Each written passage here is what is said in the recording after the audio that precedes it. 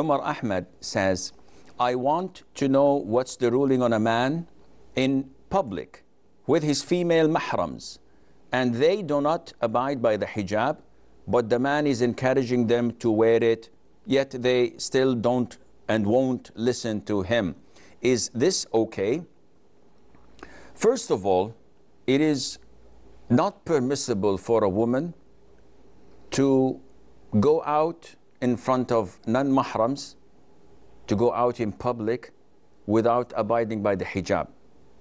Allah Azza wa Jal forbade this in the Quran when He said, وَلَا تَبَرَّجْنَا تَبَرُّجَ الْجَاهِلِيَّةِ الْأُولَى, and do not adorn yourself and expose your beauty as used to be done in the first time of Jahiliyyah, of the time of the pre-Islamic era. So this is the order and instruction of Allah Azza wa Jal. Now, if a woman fails to abide by Allah's instructions, she is sinful. However, what is the stance of her male mahram, of her brother, of her son, or of her father?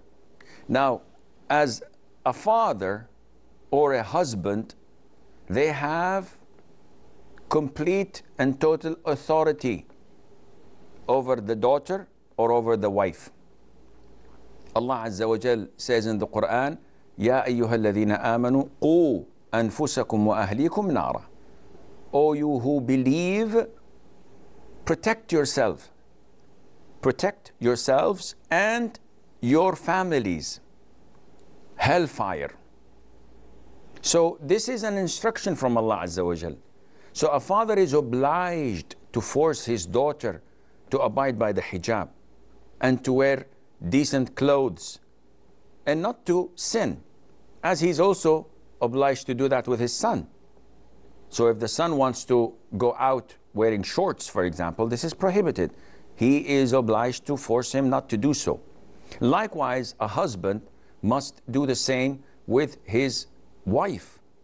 And if the wife is defiant, if she is insisting on sinning and not abiding by Allah's laws and regulations, he's obliged to force her to do that.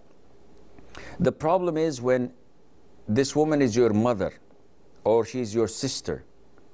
Now, the brother is encouraging his mahrams to wear the hijab, but they're not abiding. So he is left with two options. And one of them is the easiest and most lovable and likable to most of us. And that is to cut all communications, not to do or to have to do anything with them, not to drive them around, not to take them to any place because of their sin. And sometimes, rarely, that is, sometimes this might work. When a woman has no other means of transportation and she loves her brother, she loves her son, etc., and she may give in and come back to her senses. But in most of the cases, they would have an alternative way to do without you, which means that it is your responsibility to weigh the pros and cons. It is your responsibility to see the advantages of going out with them and the disadvantages of not going out with them. If the cons and the disadvantages are far greater, in this case, you should refrain. You should not do that intentionally, because you will cause more harm.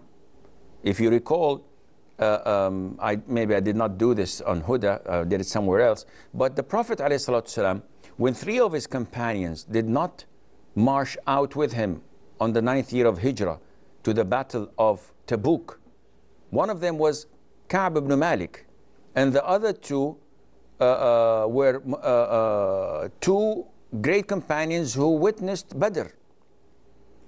But because of their sin, the Prophet ﷺ ordered all the people of Medina not to speak to them or to return their salam for a whole 50 days.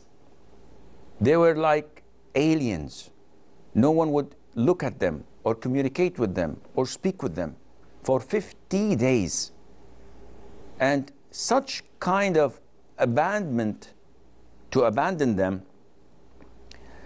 worked with them because they had the love of Allah Azza wa Jal and the love of the Prophet alayhi salatu wasalam filling their hearts. So such kind of reprimanding worked with them. Yet this cannot be the case with everyone else.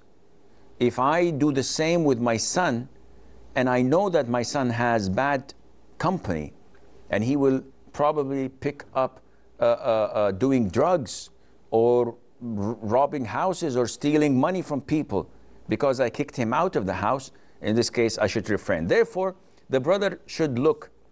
And at the same time, it depends on the brother's status in the society. If he was the imam of the Islamic center, for example, and or a da'i, and his niece is a Muslimah but not practicing and not wearing the hijab, he cannot be seen in public with her, because people would not come and ask, MashaAllah, Sheikh, who's this? She's your niece, she's your daughter, she's your sister. They would think ill of him, and not of him personally, rather they would think ill of Islam as a whole. So it depends from one person to the other. Keep on advising them, keep on trying to keep a low profile, not to be seen with them in public as much as possible, but at the same time to limit the possibilities of them doing sinful things or going into more haram because they're not with you. So try your level best to minimize and limit this. News and programs through Facebook, Twitter, Google+, YouTube, Skype, and Instagram. It's fast and easy. Stay up to date with your favorite shows and scholars today. Huda TV, a light in every home.